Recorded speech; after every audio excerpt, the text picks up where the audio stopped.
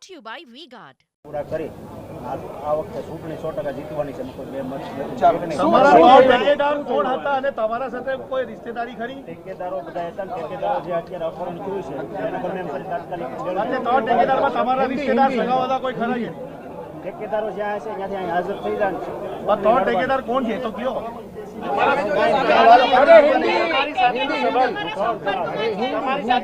સંપર્કમાં નથી. આજે રાત્રે સંપર્કમાં આવી જાય અને કાલે રજૂ થઈ જાય.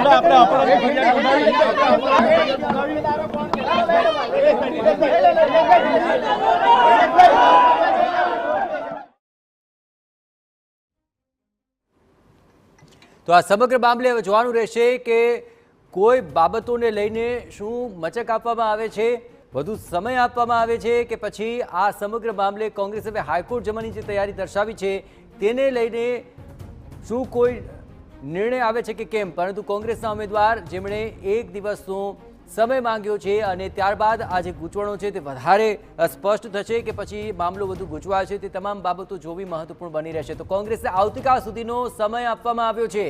કુંભાણીનું ફોર્મ રદ થશે કે કેમ તેને લઈને આ સમગ્ર મામલો જ્યાં તૂલ પકડી રહ્યો છે ત્યારે એક દિવસનો સમય આપવામાં આવ્યો છે. પણ ચૂંટણી એજન્ટ જોધાણીએ આ સમગ્ર મામલે વાંધો ઉઠાવ્યો હતો અને કુંભાણીના ટેકેદારો યોગ્ય નહીં હોવાનો તેમણે વાંધો ઉઠાવ્યો. પણ હવે કોંગ્રેસને આવતીકાલ સુધીનો સમય આપી દેવામાં આવ્યો છે. આપણે જણાવીએ કે આ સમગ્ર મામલે કોંગ્રેસના ઉમેદવાર તરફથી એક દિવસના સમયની માંગ કરવામાં આવી હતી અને આ સમગ્ર મામલે એક દિવસનો સમય કોંગ્રેસને ફાળવવામાં આવ્યો છે.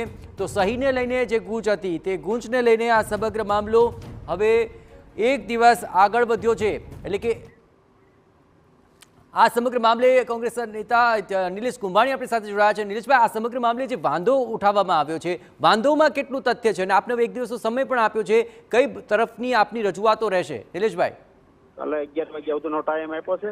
જે કાંઈ ડોક્યુમેન્ટ ઘટતા છે કાલે 11 વાગ્યા સુધીમાં ટાઈમ આપ્યો છે. 100% ડોક્યુમેન્ટ અમે પૂરા પાડી દઈશું. આપના મામલે આ બાબતે ક્યાં કાચું કપાયું છે? કોઈ કાચું કપાણું નથી. અત્યારે મકેદારો હતો એ સંપર્ક વિહોણા છે, એનો સંપર્ક કરી અને કાલ સુધીમાં એ હાજર થઈ જાય. આપના મતે ટેકેદારો શું હજી પણ આપની સાથે છે? હા, અમારી સાથે જ કોન્ટેક્ટમાં આવી જાય. બરાબર. કયા કયા એવા ટેકેદારો છે જે આપની સાથે છે, જરા સ્પષ્ટતા કરી શકશો? હા, એ અમારા કાર્યકર્તાઓ છે, બધા હાજર થઈ જાય કાલે. બરાબર. એક ટેકેદારની જરૂર છે, એક કાલે આવી જાય છે. પણ ટેકેદારોની સહીને લઈને આ સમગ્ર મામલો સામે આવી રહ્યો છે, એ વાતમાં કેટલું તથ્ય? ના ના, રેડી વાત રેડી જ છે. ઠેકેદારોની સહી છે, ઠેકેદારો કબૂલી લે છે અને કાલે 9 વાગ્યા પહેલા હાજર થઈ જાય. ને આપના મતે આ કોઈ બાબતમાં વાંધો છે કે નથી? આપનો દાવો શું છે? કોઈ વાંધો નથી અમારો. અને ટેકેદારોને લઈને આપનો અંતિમ નિર્ણય શું છે? ઠેકેદારો કાલે એક આવી જાય છે. એક ઠેકેદારની જરૂર છે, કાલે એક 9 વાગ્યા આવી જાય છે અને બીજા 2 એનો કોન્ટેક્ટ કરીએ છીએ અને એ આવી જાય. અચ્છા, શું એમના દ્વારા લેખિતમાં રજૂઆતો થશે ટેકેદારો દ્વારા? હા હા, લેખિતમાં આપી દે. બિલકુલ. પણ નિલેશભાઈ, આ ટેકેદારોને આ રીતે તેમની વાતો શું ઉપજાવી કાઢવામાં આવી છે? મામલો શું લાગી રહ્યો છે આપને? હવે કોન્ટેક્ટમાં આવે પછી ખ્યાલ આવે ને. અચ્છા, પણ એવું જ આવેલું હોય એવું જ લાગે છે. ઠેકેદારો રજૂ થાય, અમે કોઈ નિવેદન આપ્યા નથી એ ટાઈપનું વાત કરી જાય. વાત થઈ ગઈ છે કે અમે અત્યારે બહાર છીએ, કાલે આવી જાઓ. બિલકુલ, આપ તો વિશ્વાસથી કહી રહ્યા છો, પણ આ સમગ્ર મામલો શા માટે ઉપજાવી કાઢ્યો છે? શું કોઈ ષડયંત્ર આપને લાગી રહ્યું છે? હા, કોઈ ષડયંત્ર રચી રહ્યા હોય એવું લાગી રહ્યું છે. તેનું શું સ્પષ્ટ કારણ શું લાગી રહ્યું છે આપને? ભારતીય જનતા પાર્ટી ડરી ગઈ છે, ઠેકેદારોને ઉશ્કાવી લીધા હોય એવું લાગી રહ્યું છે.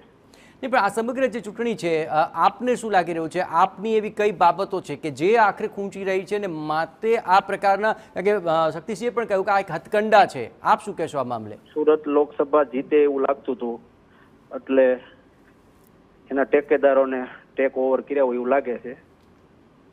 બિલકુલ નિલેશભાઈ, ઘણી બધી ચર્ચાઓ થઈ અને તેમાં છે ને કોઈ સત્ય બહાર નથી આવી રહ્યું. આપના મોઢે હું ચોક્કસપણે જાણવા ઈચ્છીશ કે આ સમગ્ર મામલો છે શું? સત્ય બહાર આવી જાય કાલે. જી નિલેશભાઈ, પણ આપની સ્પષ્ટતા ખૂબ જરૂરી છે. આપની સ્પષ્ટતા ખૂબ જરૂરી છે. શા માટે આ મામલો સામે આવ્યો? કેમ આ મામલો ઉઠાવવામાં આવ્યો છે? તમને તો ખ્યાલ છે, ભારતીય જનતા પાર્ટીનું શાસનમાં જે સીટ જીતવાની હોય એમાં પૂરો તાકાત લગાડી દે છે. કાર્યકર્તાને ફોડે, ઠેકેદારોને ફોડે, કોઈ ધાક ધમકી દબાણ કરે, કોઈ લાલચ આપે. બિલકુલ નિલેશભાઈ, પણ તમામ લોકો સમજી શકે અને આપની વાત પણ લોકો સુધી પહોંચી શકે એ માટે આપના મોઢેથી જાણવા માંગુ છું કે આપ જ્યારે ફોર્મ ભરવા ગયા હતા ત્યારે તો તમામ લોકો સાથે હતા, ચૂંટણી અધિકારીની સામે તમામ ગતિવિધિઓ થઈ, છતાં પણ આ પ્રકારનો વાંધો શા માટે ઉઠાવવામાં આવ્યો? તો તમને કહી છે ભારતીય જનતા પાર્ટી દ્વારા આ સીટ હારવાનો ડર હતો એટલે ઉમેદવાર ફૂટ્યા નહીં, તો ઠેકેદારોને ધાક ધમકી દબાણ આપ્યું છે એવું લાગે છે.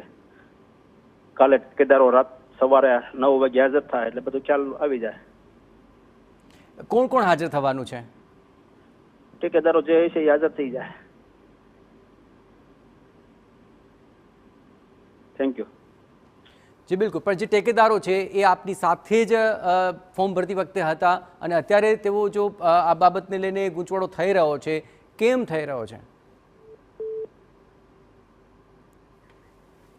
તો નિલેશ કુંભાણી ટીવીના સાથે સીધી વાતચીત કરી રહ્યા હતા અને સ્પષ્ટપણે તેમણે કહ્યું કે આવતીકાલ સુધીમાં તમામ ઠેકેદારો તેમની સાથે હશે. Brought to you by V-Guard.